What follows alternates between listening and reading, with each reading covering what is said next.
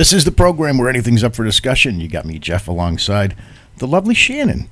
Hello, Shannon. Hello, lovely Jeff. How you doing, kiddo? I'm much better than last Tuesday. Yeah, you are. And much better than the Tuesday before that. I have my voice. We It's were back. getting like calls and stuff of people going, how in the world is she even like doing that? You have no voice at all. Nothing. So it was just a faint whisper, and it sucked in. That was just humiliating. People at the bank were stopping me, saying, "Why'd you even bother doing the show?" Because I'm dedicated. You are. I'm dedicated. So I'm back. It feels good to be me again. It's good to look at you again. That sucked for an entire 5 days, but Jeff, fortunately for you, it did not. It did not suck for all the 5 days. Nobody gave you orders. Nobody was yelling at you. Nobody was even talking to you.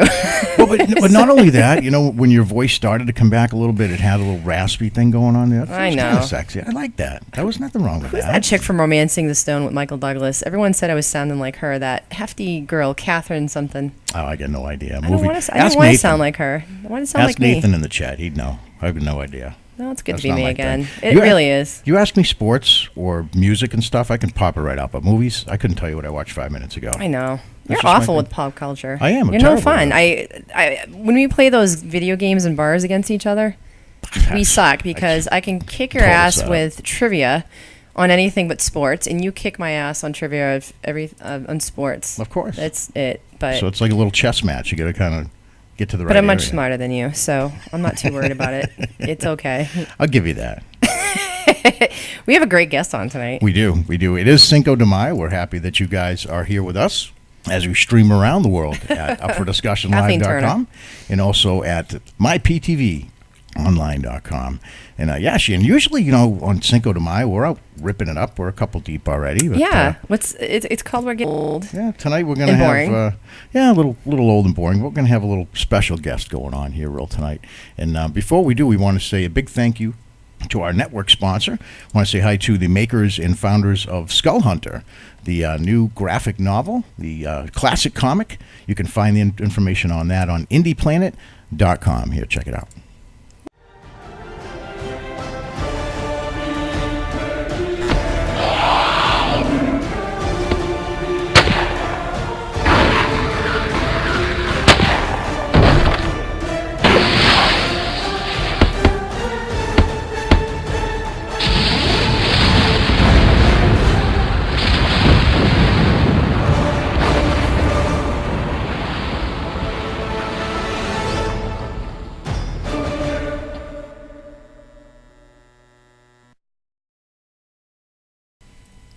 All right. It is Cinco de Mayo. We are greatly appreciative of having our guest tonight. I hope the whole world's not out booze bagging tonight. What's that? Who is? It's Cinco de Mayo.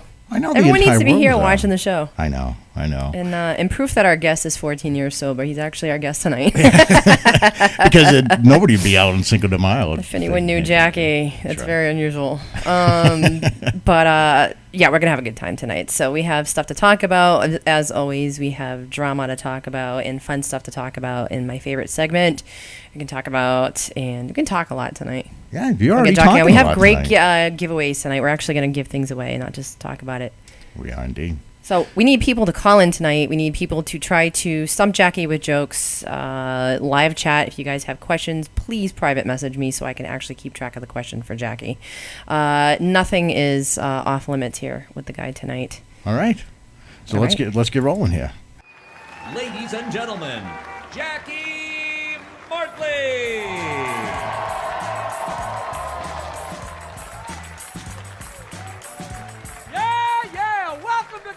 Comedy Live. We ready to go in here? Here's one you can tell your grandmother, your grandfather, your neighbor, your rabbi, your priest. Stupid joke, so funny. I know the end. Two blondes are out to lunch. The first blonde says to the second blonde, "You got something on your cheek." The other blonde goes like this. She says, "No, the other side." She goes,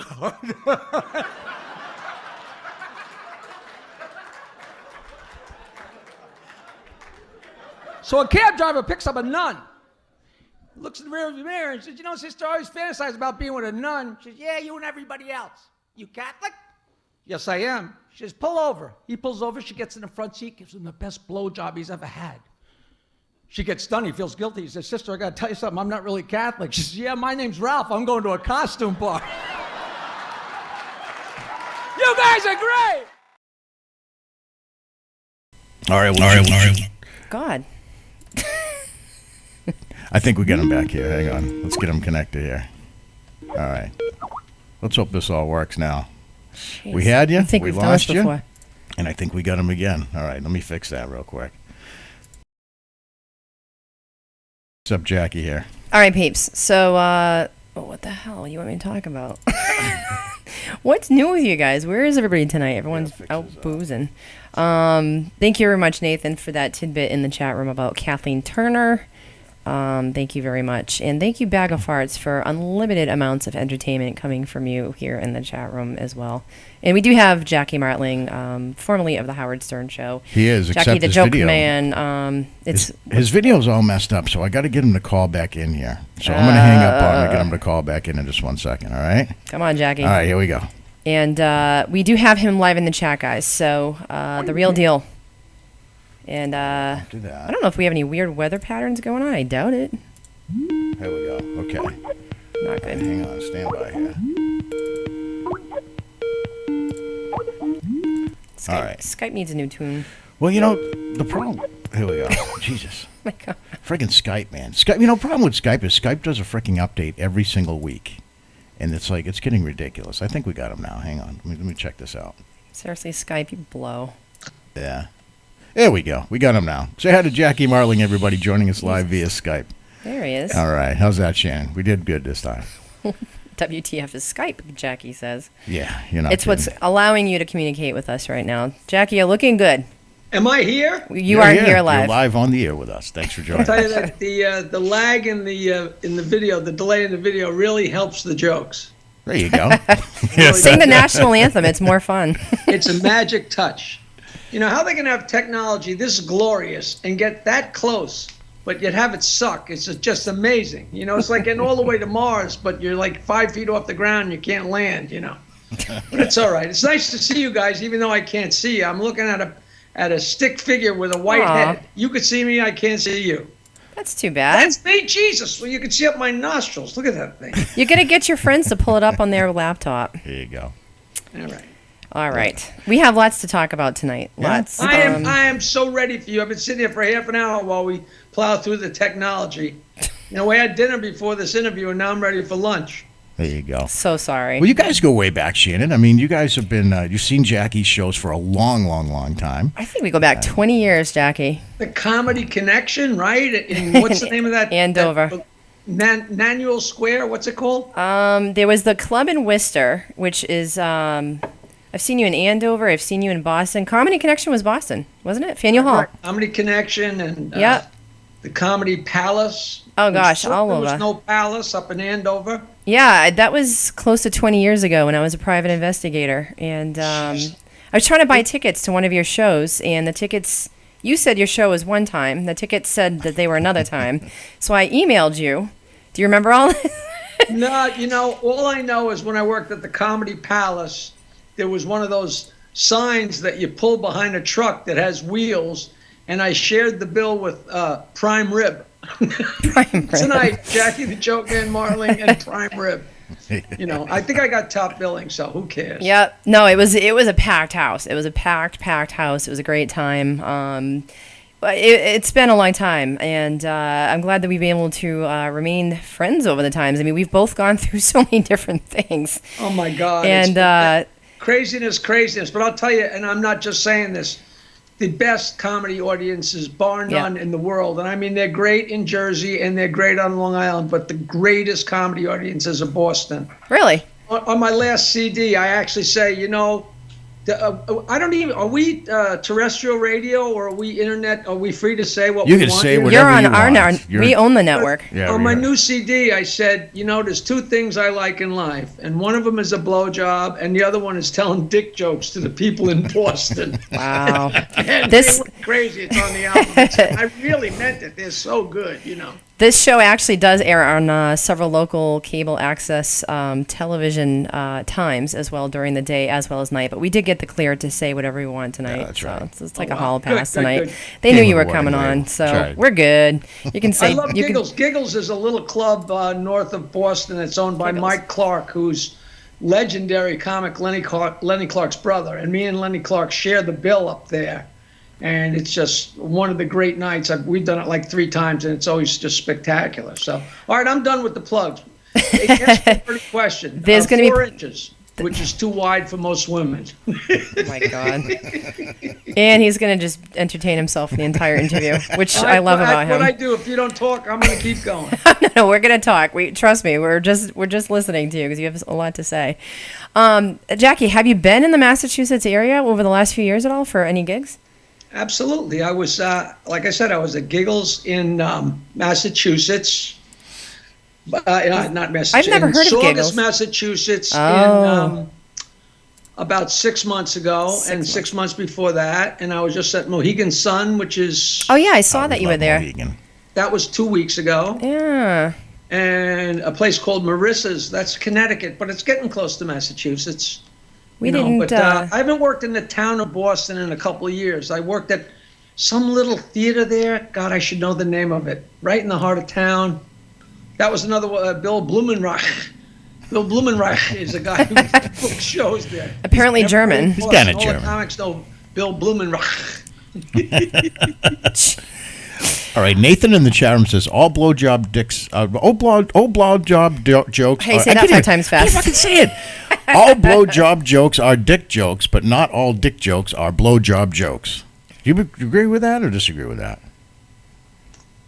I mean, that's one of those physics things, an egg is smaller than an elephant, but an elephant is not smaller than an egg. I would say to him, the perfect response is for him to shove his computer up his ass.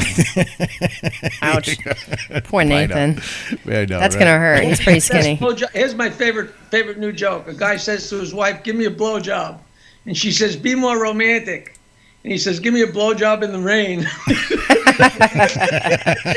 Light some candles. All right, let's stop laughing for a minute. I'm sorry if that entertains me, but that just happens to be really funny. So, Good joke, right? Sure. for those that maybe... Fuck you. You're going to tell me that wasn't a good joke? Don't give me paranormal ass. Wow. Paranormal. Ass-tastic. Ask Tat in the chat. All right, this is gonna. I have a feeling we're gonna have him on for the whole hour. You never know. So This is not fair that you could see me and I can't see you. I have to imagine you guys. I can't look over will there. you show him the computer, please? Some help for Jackie. Yeah, My God. Somebody show him what's going on. My grandmother was 94 years old. She was emailing me. I have a feeling, Jackie, you can figure it out. There's probably something right next to you. That's because she was playing bingo online. So was I, though. Was playing bingo? Oh, well, she's dead. Let's not go there. I mean, she was emailing me, though. It was nice. I mean, a 94-year-old woman was emailing me. I couldn't get a recipe out of the woman, but she can send me emails. There you go. So, Jackie, let's talk. Let's go back. Let's go way back. Can you remember way back? I know you just had a birthday on February 14th. Happy birthday. It was a big one for you this year, correct? Yes, I was 54. Oh, good for you. You've been 54 for 20 years. I'm joking. When you were a kid, what did you want to be? It wasn't a big when I was 67. If you're trying to hint that I was 70, no, Shannon. Mm-hmm. Okay. I was 67. Valentine's Day, 1948. Do the math. That's right. All right. You see 67? 67. Wow. Right. You were born in 67. Okay. So when you were a kid, what did you want to be when you grew up? When you were a kid, I mean, did you know that you were going to become a comedian? Did you know you were going to be on radio? Did you know you were going to be famous? That's the world's most famous show business joke. A kid says to his father, "Pop, I want to be in show business when I grow up," and his father says, "You can't do both." That's true. True. I have no idea. All I know, I was really short, so I was a real wise guy, always breaking balls. I told jokes and listened to jokes, but I assumed that everybody in America knew the same jokes as me because we all grew up in America. And it wasn't until a million years later I found out that I knew all the jokes and nobody else did. I was in plays in grammar school. I think I got my first jolt of comedy when I actually switched to joke. I was emceeing the Blue and Gold dinner. For the Cub Scouts, it's a dinner they have yearly where a Cub Scout goes with his father, which is really comfortable for the kids whose fathers are dead. And they asked me to MC the show. And it was really funny because I was so little that I had to stand at the podium, and I had to stand on a box. And I know you'll think I'm being melodramatic, but to this day, every time I walk up to a podium, I say to myself, how cool is this? I don't have to stand on a box. Swear to God, it was ingrained in my head. And I knew I was emceeing, and I took Boys Life magazine, which is the magazine that the Boy Scouts all got, and Cub Scouts also. I was a Cub Scout. I think I was 11 years old. I took a joke, and I switched it like a joke writer, and I made it about the Scoutmaster. And not only did I switch a joke and tell it from the podium, but it was a little bit off color.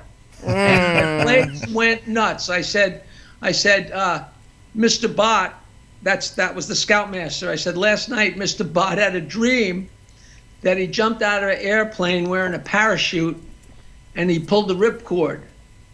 And when he woke up, he got out of bed and his pajamas fell down. And they went nuts. And that must have set something off in me. And then I learned guitar in 7th grade because I wanted to meet girls, and played guitar in high school and college, and played guitar and all through the 70s till I realized if I ever wanted to eat, I better do something different. And by the time it was 1979, I was 31 years old, and I knew every joke in the world and started telling them on stage. And I've never looked back. How much are you still into the music? Do you still play a lot? Do you play out anywhere? I never do, but it's really funny. I was about 10 years ago, I was driving along on the way. I since I've been off the Stern Show, I commute at night because I don't need to drive during the day and get in traffic. So I commute late at night, and I talk on the Bluetooth so I can smoke pot. And I was talking to my friend who lived in Los Angeles. So it's 11 or 12 o'clock my time, but it's like 8 o'clock her time. And she's a girl that I really love. She's really sexy and cool, and we're really good friends. And I'm smoking a bowl of pot, and I call her because I got a whole drive into the city. I'm by Leaf Rack City, so I got another half an hour before I get to my apartment. And I get her answering machine, and I go, it's too bad you're not there because I got all this time to talk. And I said, well, at any rate, Jay, I'm smoking pot, I got my dick out, and I'm thinking about you. And I hung up. And after I hung up, I said, wait a minute. I'm smoking pot, I got my dick out, and I'm thinking about you. So I started singing to myself. I sang it into my micro cassette recorder. When I got home to my apartment, I thought about it more. I called this incredible guitar player I know from the Les Paul band, and he's a world-class guitar player named Frank Vignola. I said, Frank, I either just wrote the world's greatest song or the world's worst song. And I sent him the MP3 from my micro cassette player. He said, Jackie, that's the funniest fucking thing I ever heard. We went to record it, and while we were recording it, he said, you're so much fun, man. All the guys in his band said, you're so much fun. Do you got any other songs? I said, well, I wrote all these songs in the 70s, and so we wound up making an album. I don't know if I sent you the album, but it's like an album of like 12 of my songs, and that's as much as I did to revisit it. And then I did my one-man show for a while with those guys in it.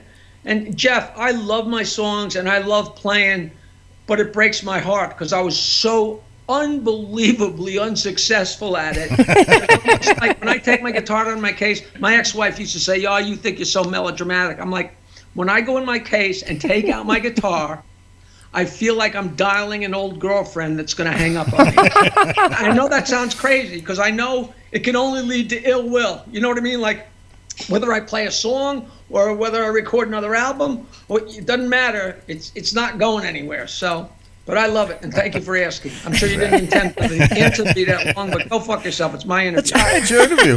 Where do you get the energy, man? I mean, everything that I've seen with you, you're just on fire all the time. Where do you get the energy? As I speak to you right now, there's someone sucking my cock. Surprising. All right. He's a guy. No, I don't have any energy. I have the energy for a 15-minute interview, then I'm going to go kill myself. Give us more than 15. Come on. Now, Jackie, all right, so you're a kid. You're stroking some strings out there. You're singing to girls. Did you go to college?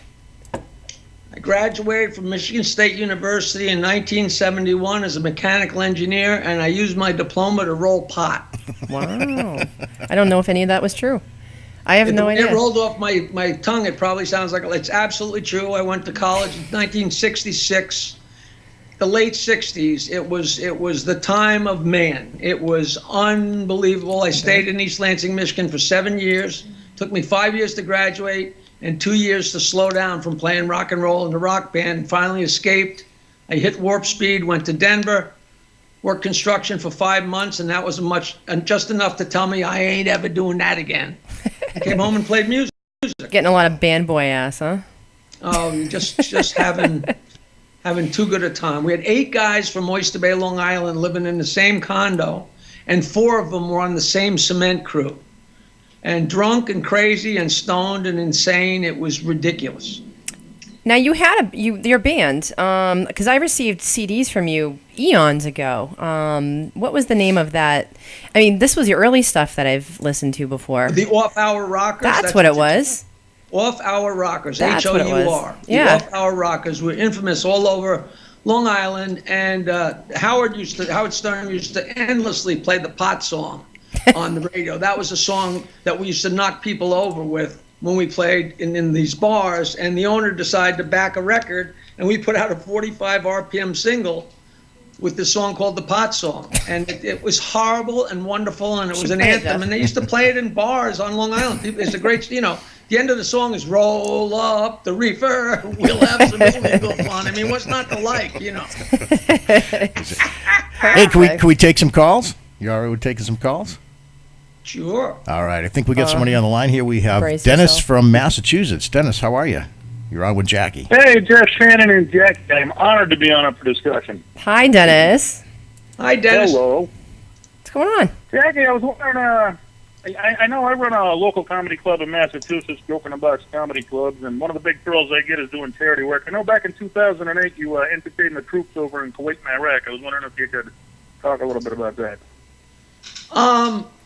Well, speaking of melodramatic, that was maybe one of the great things, one of the great experiences in my life. And if you knew the fight, I had to fight as hard as they did in Iraq to get there. Because this is hard to believe, but I tell dirty jokes, harmless jokes that I learned when I was 10 years old, dick jokes. And these guys are over there getting blown up and blowing people up, and they're risking their lives, and all they want is a laugh. And they wouldn't send me to entertain the troops because I was dirty. And I was like, where are your fucking priorities, Really? you cocksuckers?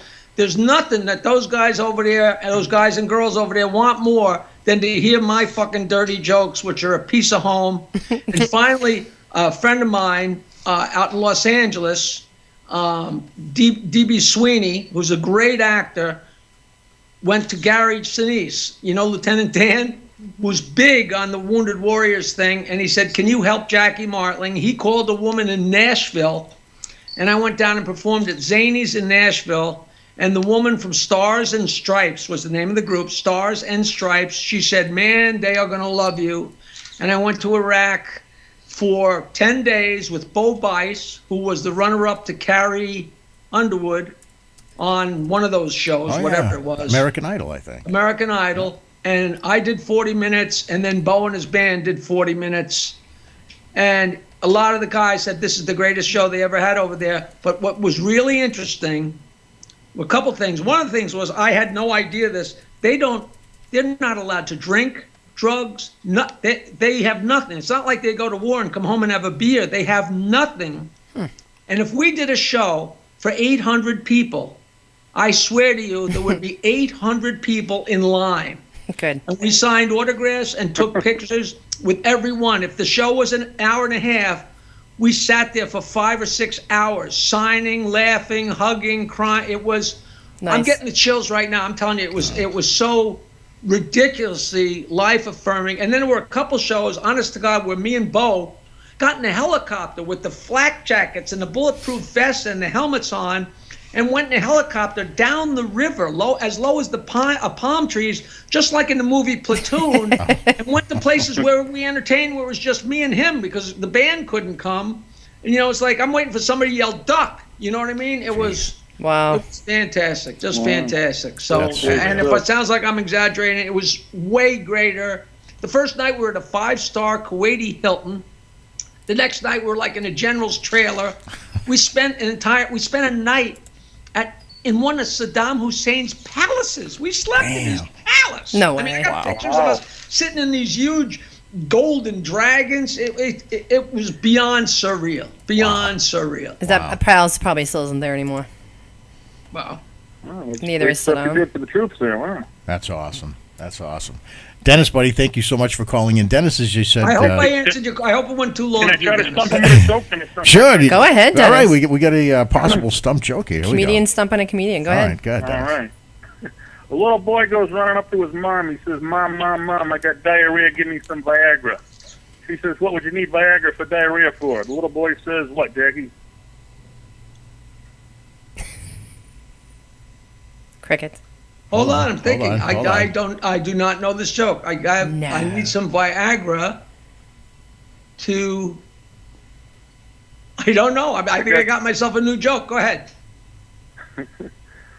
Little boy goes on up to his mom, says, Mom, I got diarrhea. Give me some Viagra. She says, what would you need Viagra for diarrhea for? He said, ain't that what you give Dad to make his shit hard? Oh my God. There you go. I love you, Jackie. I love it. You guys have fun. The very nature of how ignorant that joke is, just the Yep. beauty of it. That's fantastic. Simplicity. Dennis, email me, Yeah. jokeland@aol.com, Yep. and L or XL, I'll send you a T-shirt and a couple CDs. XXL. Jokeland, JOKELAND at AOL.com. Isn't that what you give Dad to get his shit on? You're a fucking idiot, but it's beautiful. Thank you, Jackie. Thank you very much. Nice. Have a So good night, beautiful. guys. All right, Dennis. Thanks, buddy. We'll see you. I do got to say that Dennis surprised me on Saturday with a man who was dressed up as a Rastafarian banana on my doorstep of my bakery. He did. In order to interview me. So that was quite interesting. Dennis is a great guy. And I can't believe he just stumped you. I really didn't think anybody was going to get away with that Not tonight. just stump me. I'm sitting there laughing at his joke because it's so stupid. It's just so great. That's the beauty of it. Get that out. Well, Dennis might need a couple X's before the L because he. I put 4, as a matter of fact, in the chat room. Okay. All right. I'll sew two together. That works. It's friggin' perfect. All right, so I got to get back into more of the history of Jackie, a side of Jackie that a lot of people haven't seen. So how do you make the leap from boy band ass to working in radio on the Howard Stern show? How were you asked? How did you apply? Who did you have to That sleep was with? totally. We were just talking about that over dinner. That connecting the dots backwards, it makes total sense. But at the time, I had worked in a recording studio because they liked me and hired me after we recorded that song, the Pot Song, there. Okay. And to show you how I stick to people's feet like gum under their shoes, Shannon, like I did with you, the guy who I worked at his studio in the 70s. As I'm talking to you, he lives with my sister 45 years later. Okay, so that's how this works. So I learned that any idiot can have an album. I started doing comedy. I recorded myself with a cassette player. I don't know how technical anybody is, but I recorded my vocal on the left channel of the cassette player and the crowd on the right side of the cassette player, mixed it together to a 2-track tape, borrowed $100 from 15 different people, sent it to Nashville with a picture of my 8th grade class picture where I'm flipping the bird, and they sent me back 1,000 albums, and I gave them to everybody I could and sold them. I was the first comic ever that was selling albums at the door, and all the comedians made fun of me till one day somebody said, wait a minute, we made $30 tonight, and he made an extra 75 selling those stupid albums. Maybe he's not such an idiot. That's right. I made a second album. I made a third album, and all the time I'm sending them to everybody. And then this club owner in Washington, D.C. says, listen, there's a radio guy that just got fired, but he's going to New York City. You should look him up. And blindly, I sent my 3 comedy LPs that were wax albums and 3 matching cassettes and all my promo. We mailed them to hundreds, me and my ex-wife. We mailed them to literally hundreds of people. And it cost us a fortune for postage and for the materials, but we just kept sending them. And one of the packages we sent went to Howard Stern, and like a month or 2 later, he calls up and says, "You're a pisser, man. You know him. You know, Nancy said, call him up. That DJ Howard Stern call up. I called up. He got on the phone himself and said, Jackie, you know every joke. Why don't you come in today? We're doing a talent contest over the telephone. Come in and hang out. I went in and hung out for the day, and at the end of the day, him and Robin and Fred looked at me and said, "Man, you're fun. Come back next week." So I went back once a week for free for 3 years. And slowly but surely was making them funnier, passing them notes, giving them ideas. And then he said, "Hey, we're going to mornings. We need you 2 days a week." And he was funnier when I was there. So the next thing you know, I was there 5 days a week. And we went to fucking Pluto. Next thing you know, we're on 55 stations, #1 in most of them. And he was the biggest thing in the world. No kidding. What'd you think of him when you Exactly first how it met him? happened. When you absolutely first met him, what was your very first impression of him? That he was tall. Yeah, tall and He You is know, like, tall. people ask that all the time, and it's like, I was totally crazed and intimidated right. by NBC. I'm in NBC. I'm walking up the stairs, and there's Carson and Tom Snyder, and this is the hallowed grounds of NBC, and here he is on the second floor, and here's Imus's studio, and I didn't know Howard Stern. I didn't know who the hell he was. I never heard of him. Even he had been there for a couple of months, but I never listened to the radio. I was a hippie. I listened to my joke cassettes, and I listened to Crosby, Stills, and Nash cassettes that I put together myself. I never listened to radio except a little bit of 1010, and I was still mad at them for taking the oldies off. You know, I was a fucking hippie. You know, I was a nut. And I walked in, and when I met Howard, he was, a middle-aged Jewish man. You know, he was built like a pear. He had a Jew fro. You know, he had an Afro Jewish haircut. And he's a big, heavy guy wearing a work shirt, and he was delightful. And Fred and Robin, it was the exact same show that it was 15 years later, and we just had a riot. Has Robin stayed humble throughout the years? Did what? Has Robin stayed humble throughout the years? What? Is Robin a good lady? I heard you. I'm just saying, what? What the hell's wrong with you? I'm trying to say no without saying no. I know. I'm No, sorry. she's fine. You know, she's just a crazy broad, which is redundant. You're all nuts. I think the brains fall out the hole. Boy, is that going to get me in trouble. But I don't care. She's fun. You know, everybody says, man, she's so mean. She hates you so much, the things she says on the radio. And then I see her in person, and she loves me. So one of her is lying, and who cares? You know, I'm a nice guy. I've never hurt anybody in my life. If she's got anything against me, you know, they got mad at me for breaking up the show, and I didn't break up the show. All they did do was bring me back, you know. Yeah. They're fucking idiots. So, all right. So I got into it with somebody who was a friend on the Facebook page because they're saying that was the worst mistake you've ever made in your life. Was it the worst mistake you've ever made in your life? No, because I got married. Okay. No, of course it was. You know, no, it was not. You know, everything is weird. You take turns in your life, you know. I quit drinking like a month there. I quit the show or didn't get my job, however you look at it. They didn't give me my money, so I left the show. I got divorced. I quit drinking, and I moved into this house where I am now by myself all at the same time. 4 huge life changes. They say if you do any one of those, you shouldn't change anything else. And it was rough, and it was crazy. But I was rich, but I was miserable. And, you know, you have to get up at 4:30 in the morning for a week or a year to understand. And people say, yeah, but there's lots of people that get up that early. Yeah, all right. And they're fucking miserable. Don't tell me about it. That's right. And if they had given me my job back, would I have gone back? I'm sure I would have. But when I was working and when I was rich, I was happy half the time and miserable half the time. And now I'm happy half the time and miserable half the time. And when I was Nothing's broke in the changed. 70s, I was happy half the time, miserable half the time. I'm me. I haven't changed an iota. I didn't change an iota when we started getting famous and getting rich. And now that I'm not as rich, I am the same guy. You know, and I think that drives everybody crazy. They're not going to be happy till I say, I gotta hang myself. I love that shit. They're fucking crazy. Life's too good, man. It's too fun. It was too hard. What do you miss the most? It was so engulfing. That show is so engulfing, you know. What, But a great engulfment. You know, it's the epitome. It's the absolute epitome of the expression golden handcuffs. Okay. well, I mean, I did television. I can kind of actually relate. That's why I had your back earlier in the evening when somebody was questioning your decisions that you've made. And I left television on my own accord for a lot of the same reasons. And I kind of felt used. and abused, and money wasn't good enough.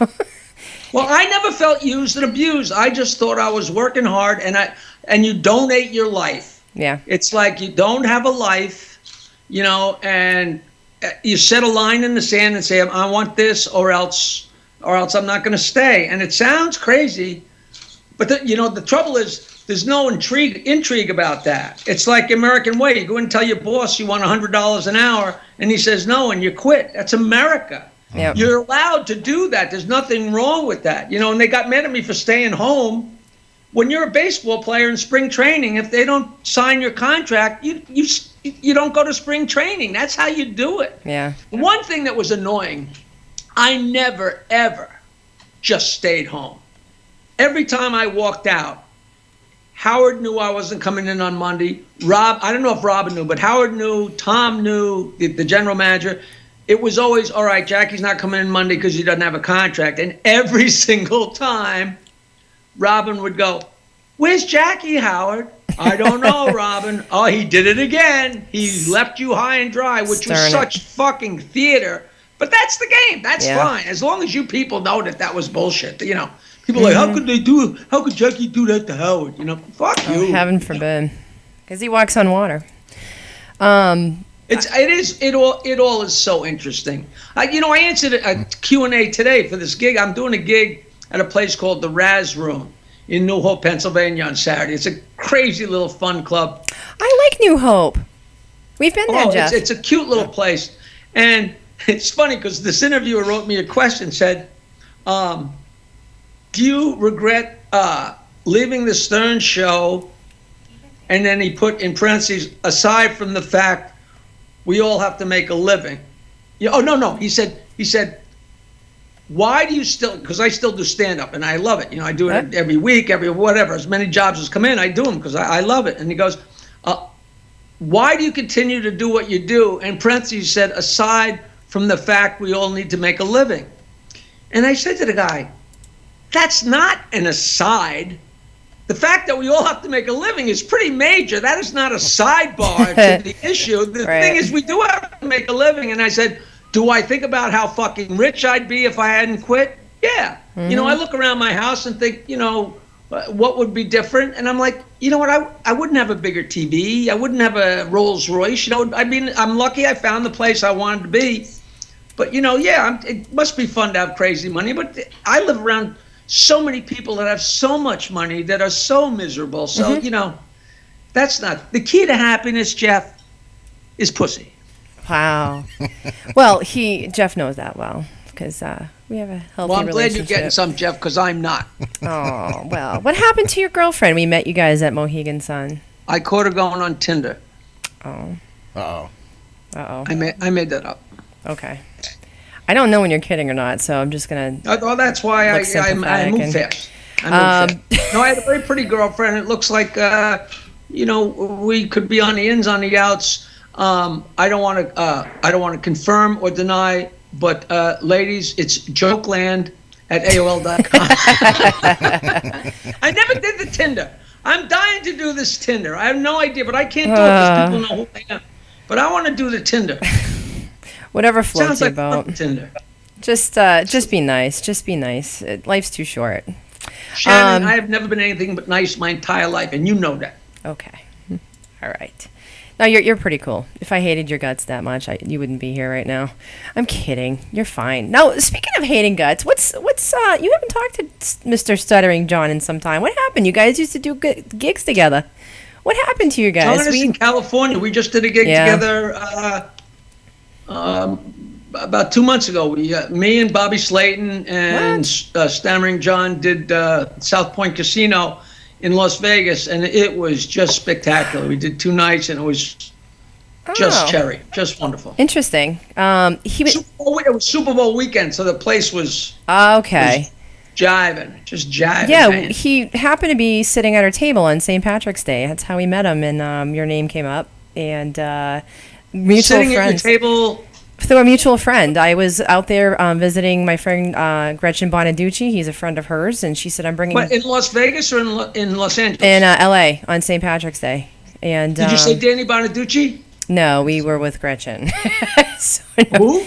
His ex-wife. She's lovely. She's great. She's fantastic. I love her. Okay. And Danny's ex-wife or John's ex-wife? not John's. No, we heard all about her though that night. Danny's ex-wife, the redhead. Oh, okay. Gretchen. She's a redhead too? She is. And good lady, inside and out. Coincidence? Yeah, well, my hair doesn't even look red today, I want but to know how you know about the inside. I so many things. So I gotta ask, what have you been? I mean, what is your main source of income now? Is this still comedy? Are you doing well with merchandise? I do Skype interviews. Shh, that was an agreement. We had a non-disclosure. You weren't supposed to talk about that. I make money from my stuff playing on the air. I sell CDs that are downloaded through Oleo Records on iTunes and Amazon.com. Yep. And I do lots of stand-up. Good. I mean, I'm glad Some to see you jobs I still make active. money, some jobs I don't make so much money. Sometimes I sell a lot of CDs, sometimes I don't. But I have a very low nut. That's not true because I have a city apartment that costs a lot of money. But I have no expensive habits. I don't do drugs. I don't have sports cars. I pay my rent and I go out and people buy me dinner and I call it a night. It's that easy. Good, excellent. I don't drink even though people are still, 15 years later, people are still coming up and handing me Heineken. Wow, we all knew that wasn't really Heineken on the stage. Water.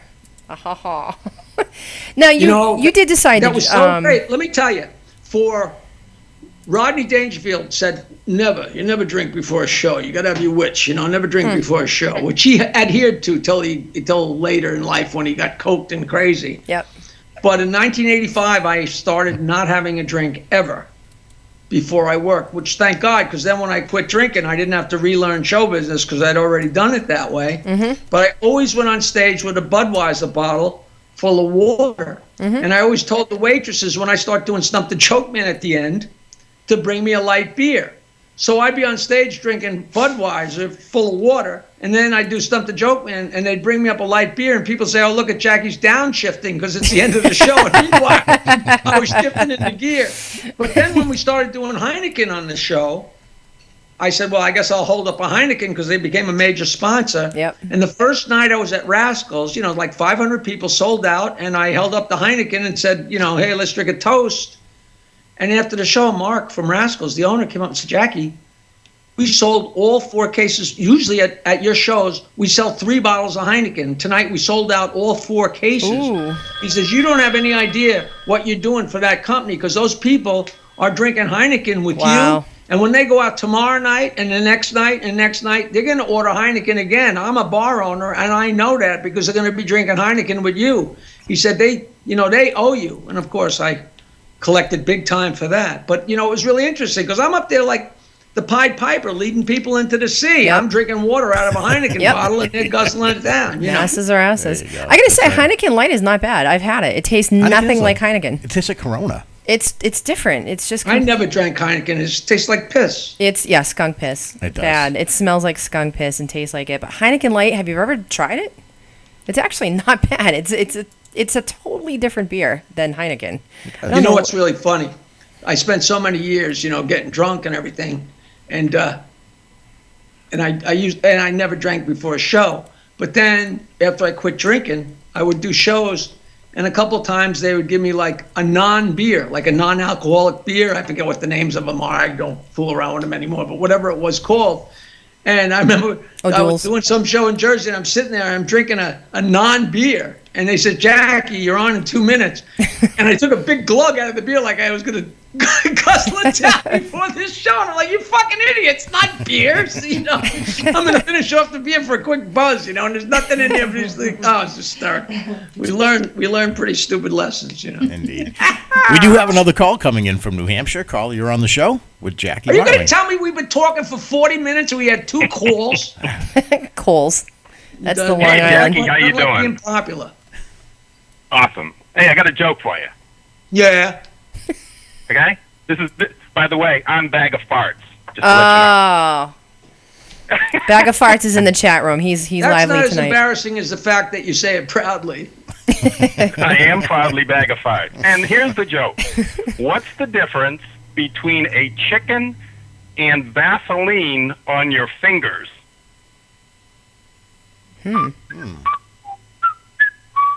What's the difference between a chicken? And Vaseline on your fingers.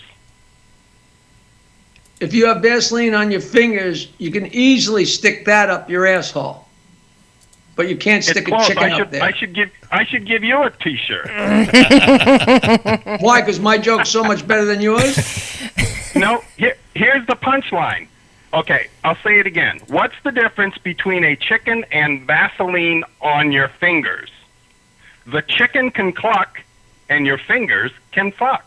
Oh. Oh. And he's in somber thought over here. We can see. I refuse I to saw qualify the sausage go out that the even window. as a phone Yeah. call. All right. He's not happy. Bag of I'm not farts. being a bad sport.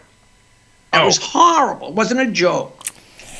Wasn't a Yeah, joke. I know. And if this was live It at a is. club, the audience would be screaming, "Give him a shirt! He won! He stumped you! You're an idiot!" You know. Yeah, well, I got to give it back to Howard Stern then. That's the thing. Oh. Okay. Give what? My shirt, the joke, or your shirt? No, the shirt with the Vaseline back to Howard Stern. Jesus, what? You're a bag of farts. Bag of farts. You could have come up with a better joke than that. You blew it. All right. All right. Anyway, It was fine. take it off your chin. Bye-bye. It was fine. Thanks, guys. See ya. Keep entertaining us, farts. It's funny in New Hampshire. I It is know. funny in I New know Hampshire. one joke in my entire one joke. That's I know it. you do. All right, And, Shannon, the floor is yours. I never heard it. No, I know you've heard it, Jack. I probably told you like 80 times, and it's just not even worth it. It's embarrassing. So, anywho, Jeff, do you have any questions? Well, we got to get to you. Who does that? Jackie's going to stick around. and watch it, right? Whoa. What's the joke? You don't do that. All right. this is What the did joke. the egg say to the pot of boiling water? Ooh. What did the egg say to the pot of boiling water? I might. I just got laid, and you're hot. I just got laid. Something. It's one of these horrible jokes. But I'm gonna. You got hot, so I can get hard. No. Well, give me a minute to get hard. I just got laid. There you go. Jesus. Is that what I get? A Jesus? You should move to New Hampshire and be a douchebag of full farts.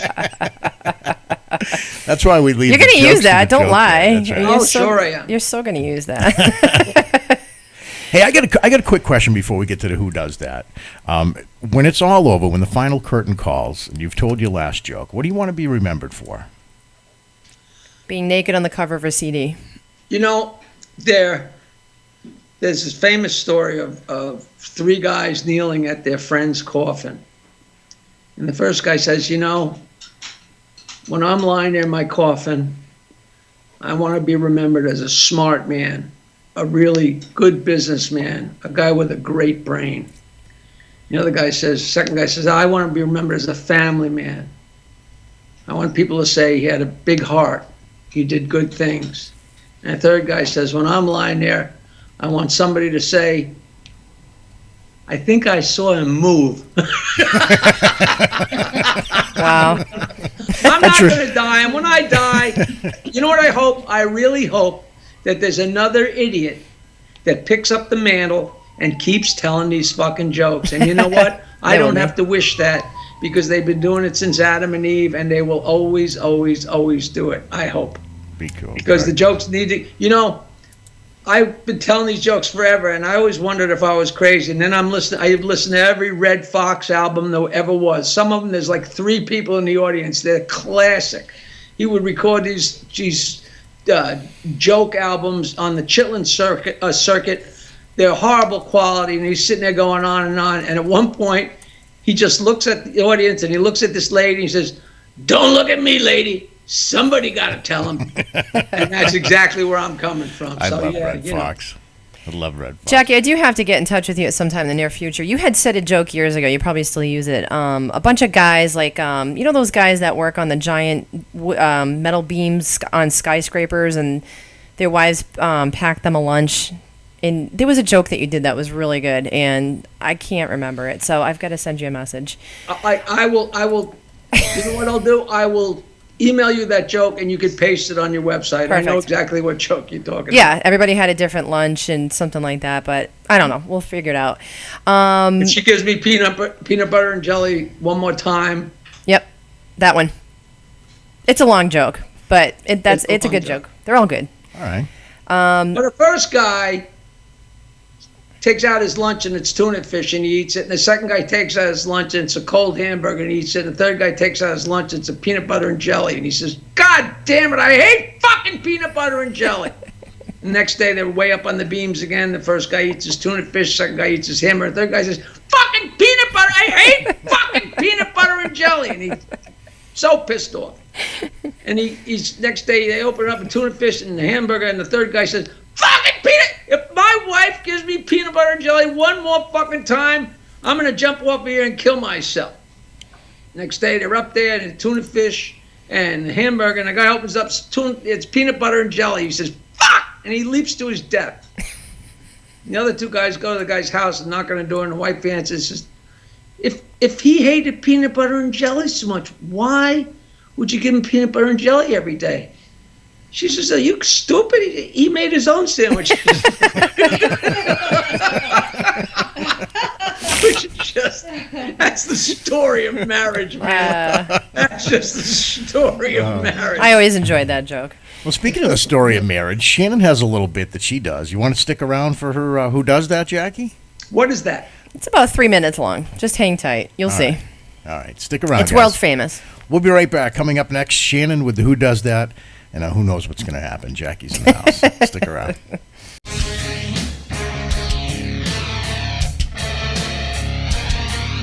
Up for discussion with Jeff and Shannon Sylvia. We'll be right back. Stay tuned.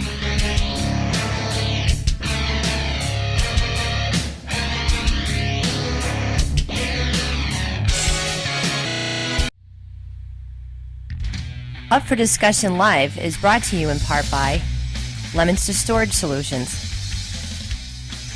Mariano's Restaurante, Sasquatch Coffee, and Village Pizza.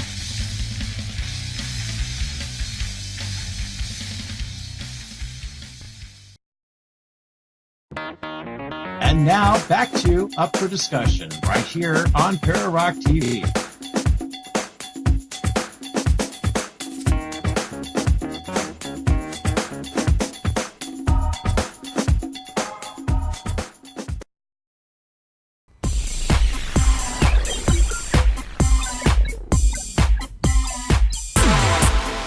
Oh, yeah, when you hear that music, it can only mean one thing.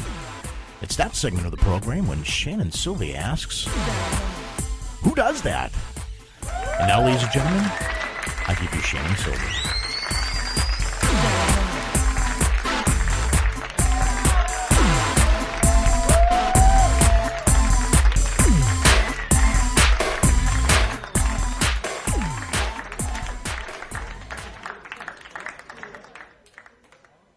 All right, guys, thank you for tuning in to my world famous segment. Popular in how many countries, Jeff? At least 85. We're still plateauing at 85. There's more countries out there, I'm pretty sure of it.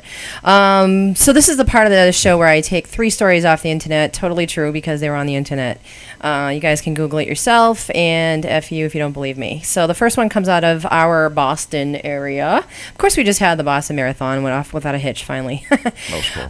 This story is quite amusing. A Tennessee woman searching for the stranger she kissed while running the Boston Marathon this year says she finally heard back from the mystery man's wife. Oops. Barbara Tatge, I don't know, Tatge, sounds like Gaudier or something, I don't know, says her daughter had dared her to kiss a random good-looking man as she ran through the town of Wellesley, where the women of Wellesley College traditionally offer kisses to runners. After the April 20th race, her daughter took to social media to try to find the man who clearly left an impression on her mother. She says that Wellesley Townsman, a Boston area news outlet, passed on a letter addressed to her on Sunday after the campaign generated nationwide attention. Was there love in the mist? The unidentified man's wife said the attention was fun, but that the couple kind of wants to remain anonymous. That was before she cut his dick off. When the story aired on the news, we were pretty surprised, the mystery man's wife wrote in a portion of the letter quoted by the townsman. For me, I'm not mad. Believe me, our friends have gotten a lot of mileage out of this story. I've thoroughly enjoyed watching them give my husband grief. She also is the runner is embarrassed, and she's apologizing for any agony that this has caused. She also hopes to run the Boston Marathon again without.